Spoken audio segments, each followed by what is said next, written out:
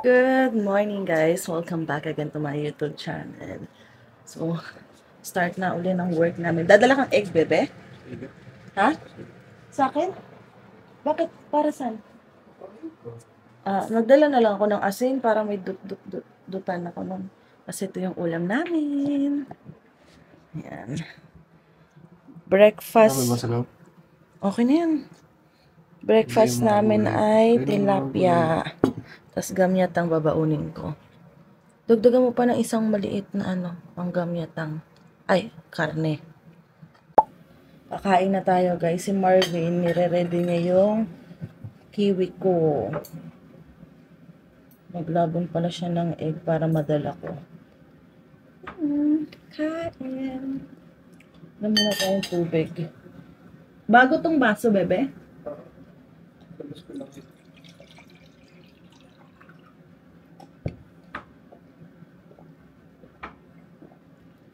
Hindi ko alam kung anong oras tayo nagising kanina nung nagsuka ko. Mga anong oras kaya yun? Siguro mga 5 ata.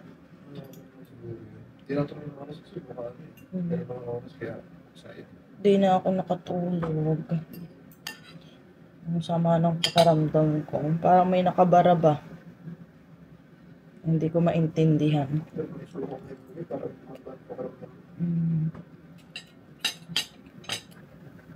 Dapat pala ininuman ko ng tubig. Para inilabas ko, no? Pwede mo magtatabi ka dyan ng tumbler, tubig mo, tatagabi. Tubig ko, tubig. Kalapit, no? Ha? Kalapit. Ano yung tumbler natin siya? One tumbler.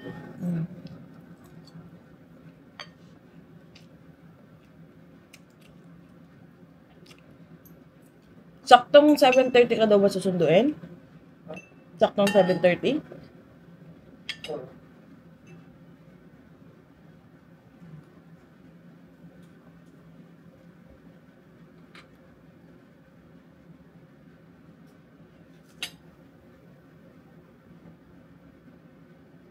lang mahirap sa tilapia. Ang daming tinik. Pasok na ako, guys. Saan ba yung Hatid na tayo ni Marvin. Umuulan, guys. Bano mamaya wala akong dalang payong, baka umulan, hindi ako makapaglakad pabalik dito. Siya pa yung 6:55 na, guys. Madilim. Oo, kasi uulan nga alam ko hanggang bukas kaya walang sight. Ayun. wala rin sabihin. Oo. Si Daniel na lang. Mamaya, Sabihin ko. Daniel. maghahatid sa akin? Ba't nasaan siya? Wala ba siya ngayon sa Bakit sabihin ko umulan? Okay. Hi guys! Time check. 6:45 na, hindi na ako nakapag-update sa inyo kanina. Nakauwi ako, siya kanina nasa work ako. So, hinatid nga pala ako kanina ni Marvin sa trabaho. Kaya niya ako hinatid para kausapin niya isa naming ka-work. Kung pwede akong ihatid nga dito sa bahay dahil nga punta siya ng Winnipeg. Tapos ang ulan pa kasi ngayong araw. Kung hindi maulan, okay lang sa akin maglakad. Kaya ko pa namang maglakad. Tapos ayun, pumayag nga si kuya, ihatid nga daw niya ako. Tapos si Marvin, anong oras ka na dumating? Mga 5 mahigit? 5 mahigit. Oo, 5 nang mahigit si Marvin nakatiting galing sa Winnipeg. Tapos interview natin si Marvin kung ano nangyari sa kanya. Hindi ka kakain? Hindi na? Sure ka? Ang toyo. Kain ulit tayo guys, chicken inasal. Masyado magtawibin, maalat. Boss yung maalat. Hindi, konti-konti lang. Hindi ka makakunti ng gano'n. Ikaw, dagyan mo na konti lang. Kain tayo ng chicken inasal kasi ang gusto ko talaga ngayon chicken inasal ang kainin. Kasi may kinain ako kanina, hindi ko talaga nagustuhan. Kasi 'di ba kanina umaga sabi ko sa inyo na isda, yung tilapia, hindi ako nasusuka. Ang dami kong nakakain. Nakailang araw na rin ako na tilapia, pero hindi naman everyday ba, parang mga every 3 days or every week, ganyan. Suga ko eh. Yan, toyo. Busog daw si Marvin kasi kumain sila kanina. Mamaya natin chika si Marvin. Alas-alas na Late na siya nag-lunch. Hindi niya nakain yung dala niyang sisig. So, ayun nga guys. Paano mo nakuha itong ano, be? Wala. Madating. Kumuha akong upuan. Para lang, Doon ko kasi nilagay nga, para di mo makain. kasi nga kanina naghahanap talaga ako ng kakainin kasi talagang sabi ko parang chocolate ang kailangan ko. Kasi pag chocolate medyo nagkakaroon ako ng energy. Kaya kumuha ako nun. Tapos si Ate Mary bumili ng parang pandesal. Tapos kumain ako. Tapos ayun nga guys, kanina, so mga, hindi ko tanda kung anong oras siya. Siguro mga 8. So mga 8 na guys. Nagle-laser si ate, so lumipat ako ng pwesto kasi nga may radiation nga noon, hindi pwede sa akin. So habang nagle-laser si ate dun sa kabilang table, dun kasi yun sa table ko, maya-maya, naduduwal na ako. So yung duwal ko kanina medyo malakas kasi pag naduduwal ako sa office, mahina lang yung duwal. Huwag kang umano, mahina lang yung duwal ko. Tapos, kanina ang nangyari, magamote. Tapos ang nangyari kanina. Tapos ang nangyari kanina guys, nagduwal ako, unang duwal ko. Malakas yung duwal ko. Eh hindi ko naman napipigilan biglang, parang ganun. Pero ko yung sinigang, be. Pwede kung okay pa siya. Tapos sabi ni ate ma, okay ka lang? Sabi ko, ate. Tapos mga ilang minutes lang guys, dumuwal uli ako. Yung duwal ko parang medyo may lalabas na. Kaya sabi ko kay ate, bababa muna ako. So, baba ako, madali ako sa pagbaba ko. May tao sa washroom. Eh, wala akong ibang makitang lalabasan ng ako. Buti may lababo doon. So, doon, nailabas ko yung suka ko, nilinisan ko na lang yung lababo. Tapos pagkatapos lumabas doon sa washroom, ay yung isa ng namin, boss. Tapos ayun nga, nung pagkalabas niya, so, madali ako guys, tumakbo talaga ako. Kasi sabi ko, akala ko iihi lang ako. Tapos nung medyo malapit ako sa washroom, may lalabas na.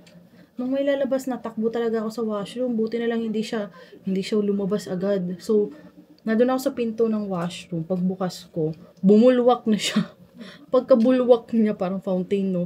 Sakto talaga, guys. Sakto talaga siya sa toilet. Tapos, hindi ko na nasarahan yung pinto. At kasi dire-diretso na yung ano ko. Talagang, labasa na siya kanina. Tapos, nanlalambot na talaga ako, guys. Lambot na lambot. Lahat ng kinain ko kaninang umaga, isinuka ko. Tapos, pag akyat ko, di naluha-luha pa ako, syempre. Kasi, kung kita ko ni Kuya Bernard napaano sa akin, parang naawa sa akin kasi nga luha-luha pa ako kanina pag akyat ko. Tapos lambot na lambot ako. Tapos lahat, si Marvin, ang dami niya pinadala sa akin pagkain. Punong-puno yung bag ko. Grabe. Di ba may itlog, may crackers ako dyan, pero yung pistachio yun, hindi niya ako nalagyan na skyflakes. Yung gusto ko sana skyflakes eh. Kasi nakakatatlo ako nun. Init na. Init sa pakiramdam. Tapos pag tinanggal ko to, maya-maya ang lamig na. Ang init nga ng ng mukha ko, nawakan ni Marvin. Ay, ganun daw talaga pag buntis. Mainit ang pakiramdam. Tagalin muna natin. So, ayun nga guys. Pag akyat ko, di nga yun, hanap ako ng kakainin. Wala pang parang wala pa atang 10, wala pang 11, ubos ko na lahat ng pagkain ko doon. Ang natitira na lang yung gamyatang. Kasi pati yung kiwi, kinain ko. Kasi sabi ko, parang kailangan ko kumain kasi talagang guys, yung pakiramdam ko kanina, init na init yung katawan ko. Tapos lambot na lambot ako na parang nanginginig ba yung katawan ko kanina. Tapos sabi ko, parang di ko na kaya. Nag-message ako kay Marvin, sabi ko, Ben, so mga pakiramdam ko, nalambot ako. Siya yung nasa Winnipeg. Hindi naman siya nagre-reply kasi busy. Noong oras na to nag-reply sa akin, baka mga alauna na ata to nag-message, mag-alas 2, ganun. So, ayun. Lambot na lambot ako. Kaya parang kailangan ko talagang kumain. Tapos maya dumating na yung boss namin, yung pinakamayari. Sabi niya sa akin, kung masama daw pakiramdam ko, pwede naman daw akong umuwi. Sabi niya. Tapos sabi niya, kapag masama pakiramdam mo pag umaga at hindi mo kaya, pwede ka namang di pumasok. Or kapag medyo magaan na yung pakiramdam mo, pwede ka namang pumasok kahit medyo late. Sabi niya gano'n. Naintindihan naman daw niya kasi gano'n din naman yung misis niya. Nagbuntis, may time na okay, may time na hindi, ganyan. Tapos kinausap niya pa yung isa namin kasama. Tinanong niya kung ganun din daw yung misis niya. Tapos yun, chika-chika, ganyan. Tapos nagtanong ako, Fatima, ano nalaman ni, ano ko, may nakita ba sa'yo kanina? Sabi ko, ay baka si ano, yung manager nga, baka na, ano, naawa ata sa akin kasi nga ako'y, kasi alam naman nila na buntis ako. Kaya, hindi din nila ako inaano ba na magtrabaho ng, ano, mabibigat nga. Kaya yung trabaho ko nga, nasa office lang. Di ba nga dapat, iba yung trabaho ko. Pagka-cut nga daw ng wire doon sa assembly or housekeeping. Pero nung first day ko nga sinabi nila meron nga silang ibibigay sa akin. Maging admin na nga ako pag invoice ganyan. Tapos dapat doon ako sa kabilang ano nila negosyo. Parang ako yung magte-take ng mga ano titake ng mga rental nila, yung magpapabook, yung mga ganyan, tapos yung mga sasakyan daw, lilinisan ko, pag binabalik, pagkatapos rentahan, mga ganun, sabi ganun. Tapos hindi na ako inilipat dun kasi nga, buntis nga ako, baka nga hindi ko kaya. Ayun, tapos sabi ko, kanina inisip ko, ano kung yung aking suka, hindi sumot sa ano, sa toilet, tapos lambot na lambot pa ako, sabi ko, nakakahiya. Sabi ko, buti na lang sumot. Kasi kung nandiyan naman si Marvin mag-aasikaso nun. Kasi kaninang madaling araw, medyo masama na talaga yung pakiramdam ko kasi nga, nagduduwal-duwal na ako ng madaling araw, hindi na ako nakatulog hanggang sa sinabi ko yung Marvin, susuka na ako, nagsuka lang ako ng konti. Tapos yun, nagising, hindi na ako nakatulog. Tumayo na si Marvin, pinagkayak na niya akong pagkain. Ako nakapag-vlog pa ako, tuwan-tuwa pa nga ako, sabi ko, ang dami kong nakakain dahil nga tilapia. Ay, ayun. Hindi na kinaya ng ate mo. So, hinatid ako nung katrabaho namin dito. Mismo dito sa bahay ako hinatid kasi nga umuulan. Sana, mapapahatid lang ako dun lang sa kabilang kanto para diretso na sana sila pauwi. Lumiko pa silang kaliwa, ipakanan sila. Pero dalawang kanto lang naman. Yan, hinatid nila ako. Ano muna tayo ng tubig at medyo na ano na. Yun, nakasurvive naman. Akala ko kanina, uwi na ako ng alas 12. Tapos naisip ko, kaya ko pa naman. Pag hindi ko na talaga kaya, doon ako mag-decide umuwi. Natapos ko naman hanggang 3:30 guys. Kaya okay naman. Ay kanina, medyo madami yung paperworks na ginawa ko. Ang dami kong ginawang invoice kasi ang daming order na dumating kanina. Kaya ayun. Pero at least, di ba, may ginawa ako kanina. Kasi may time, may time kasing, ano, iba yung ginagawa ko. Kaya nakakatuwa lang. Kasi gusto ko nga yung ano ba siya, ulit-ulit na yung ginagawa ko para talagang masanay na ako. Ayun. Hindi kasi ako binibigyan ni ate mama masyadong gawain daw kasi baka daw ma-stress. Baka daw ma-stress si baby. Ayun. Kasi sinabihan ako ng ate mama na mas maganda daw kung alagaan nga daw. Kaya sabi niya ay na alam naman sa sarili mo pag ano talaga pag di mo kaya, ganyan. Pag pilitin yung sarili, yung ganun na sabi ni ate ma. Kasi syempre mas importante pa rin yung pagbubuntis ko nga daw sabi ni ate ma. Kain muna tayo. Init na init ako, be. Init na init ako. Bigyan mo ako electric pan. Ang likit pa natin. Yung maliit natin electric pan mahina lang. Nasa kwarto. Init na init talaga ako. Hindi ko alam bakit. Ang tanggal na ako ng jacket. Kasi ba nainitan? Kung malamig Initan ka. Init mo. Init ako. Init ako.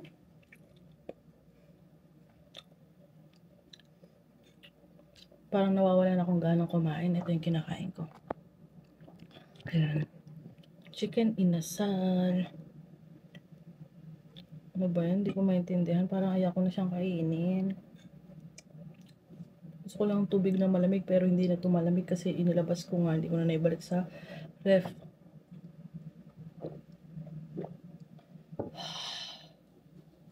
Pagdating ni Marvin, siya ang naghugas. Hinugasan niya yung pinagkainan ko kanina, yung baong ko. Tapos, nag-air fryer ka. Sa mismong ano ay, side table ko. Nandun na. So, ayun nga. Nung pagdating ni Marvin, nag-asikaso siya. So, sabi ko nga, inilabas ko yung chicken na inasal. Gusto kong i-air fryer. Siya nag-air fryer nito. Tapos, edi kasi nga, sa pakaramdam ko, nakahiga lang ako. Hindi ako nakapagsaing. Siya rin nagsaing. Sure ka, hindi ka nagugutom, Ben? Parang ano ako. Ano? Hindi ko ano yung lasa ng kain ko ngayon. Hindi ko maintindihan. Ayan, may electric pan tayo dito. Ayan o. Tatapat sa atin. Mahina lang naman to eh. Pampaano lang talaga. Ayan. So, mamaya na lang uli guys, update ako sa inyo pag natapos akong kumain. Hindi ko alam kung mauubos ko to, pero konti lang naman to. Ayan. Kung makikita nyo, konti lang. Pag di ko na naubos, si Marvin uubos niyan. Diba? Seryoso ka? Kakainin ni Marvin yung sinigang. Last week yan, no? Yung sinigang last week para maubos na. Last na yan. Pwede ba? Pwede pa kaya to? Mukhang okay pa naman. Okay pa amoy eh. Ang bagay, pag maasim naman, si Rana, maasim din naman yan. Guys, akala ko hindi ko siya maubos. Pero naubos ko. Kailangan natin ubusin. Kasi Hindi ko dyan. kailangan ng pagkain ni baby. Dahil kanina nga, naisupa ko yung kinain ko. As in, ubos talaga siya. Talagang lahat lumabas. So, yung kinain ko lang. Eh, ang kaunti ng kanin ko, di ba pag lunch pa naman. Mga banana, gano'n. Wala akong banana kanina kasi nalimutan pala namin bumili ng banana nung, wala ba tayo nag-grocery nung Sabado, di ba? Naalala ko, bibili sana ng Walmart, nakalimutan ko na rin. Hindi Bibili kami sana tayo nakabili. Giant Tiger. Kaya bukas bibili kami. Pero may electric pan ako, pero yung nilalamig ako, tingnan sa labas. Pero sa loob ng katawan ko, init ang pakiramdam ko. Parang gusto kong magbabad sa tubig. Init mo nga, naano ko kanina, init. Init nga katawan ko. Kanina madaling araw, init mo rin. Kanina kasi madaling araw, si Marvin daw lamig na lamig. Tapos kinumutan niya ako, tinanggal ko. Kasi nga init na init ako. Siya nakakumot, ako hindi. Hindi na rin kasi ako mapakaila kanina kasi nga sama talaga ng aking pakiramdam. So, inintay ko na mag alas 8, 7:14 na para makainom ako ng folic acid. Ano, okay pa yan, sinigang? Hindi ko alam, pag di mo tayo bukas. Hindi ko nakakainin ko na yun. Huwag na kainin yung gulay. Ganyan si Marvin. Kakainin niya kahit ilang araw na. Pag nagtai daw siya, ibig sabihin, sira na. Sayang kaya. Nakakapit pa baboy yun? 4? Kapag kaya ribs. Pero dalawa lang naman talaga yan kasi maliliit yan. Kinat Pero sa gitna. syempre, ulam pa rin naman po. Ang kakainin ni Marvin. Cute eh, maliliit. Bukas, ito ulam. Ano lang ng umaga? Oo. Tanghalian. Isda uli ako sa umagahan. Tilapia, ayan o, may isa pa. Tsaka 2 chicken. Siguro, iyan pa rin. Inasal, tanghalian. Inasal tanghalian? Inasal ka na ngayon ah. May gusto ko uli inasal eh. Pwede ba yun? Puro ka ihaw. Ihaw. Luto naman siya. Masama Wait, no. lang ay hindi luto daw. Hindi ko pa alam kung anong kakain ba bukas. Mayroon pa dyan gamyatang, di ba? Gamyatang na lang. Gamyatang na lang uli ako bukas. Yun, gamyatang na lang. Kasi kanina, gamyatang. Kaso, yung baunan ko kasi kanina, maliit lang siya pag lunch. Kunti lang ang lunch ko. So, parang yun lang yung kinain ko kanina. Tapos ngayon, kasi nga isinuka ko yung umagahan ko. Pag sa buntis daw, pinakamahalaga talaga yung breakfast. Ayan. Nung pa naman, syempre, hindi ko alam na buntis ako. So, hindi ako nagbe-breakfast talaga, guys. Ginugutom ko talaga yung sarili ko. Tubig lang talaga ako, tubig. Tapos, nag-green tea pa ako noon. Hindi ko naman kasi alam na buntis ako. Yung green tea, hindi raw yun maganda sa buntis kasi possible na malaglag ang baby. Ganun. Oo. Hindi mo tayo alam. Kasi niregla nga ako. So sabi ko, didn't expect, okay, hindi ako buntis. So nag-tea uli ako kasi nag-stop ako mag-tea nga kasi baka nga mamaya buntis na ako kasi hindi ako nireregla. Tapos kapag nag-PT ako at negative, nag-tea uli ako kasi nga doon ako isa din sa reason kaya pumayat din ako.